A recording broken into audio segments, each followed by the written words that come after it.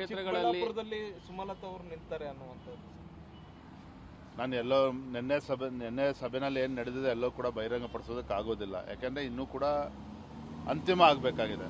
ಅದು ಕೂಡ ನಮ್ಮ ಕೇಂದ್ರದ ಚುನಾವಣೆಯ ಒಂದು ಸಮಿತಿ ಏನಿದೆ ಅದರಲ್ಲಿ ಎಲ್ಲವೂ ಕೂಡ ತೀರ್ಮಾನ ಆಗ್ತದೆ. ಅದಕ್ಕೆ ಏನೇ ಚರ್ಚೆಗಳು ಆದರೂ ಸಹ ಮಾನ್ಯ ಪ್ರಧಾನಮಂತ್ರಿಗಳ ನೇತೃತ್ವದಲ್ಲಿ ನಡೀತಕ್ಕಂಥ ಸಭೆಯಲ್ಲಿ ಎಲ್ಲವೂ ಕೂಡ ಅಂತಿಮ ಆಗ್ತದೆ. ಈಗಾಗಲೇ ಕೆಲವು ಹೆಸರುಗಳು ಘೋಷಣೆ ಆಗಿದೆ ಕ್ಷೇತ್ರಗಳಿಗೆ, ಅದರಲ್ಲಿ ಬದಲಾವಣೆ ಆಗೋದ್ರ ಬಗ್ಗೆ ಚರ್ಚೆಗಳಾಗ್ತಿದೆ. ಆ ಥರದ್ದು ಏನಾದರೂ? ಖಂಡಿತ ಇಲ್ಲ.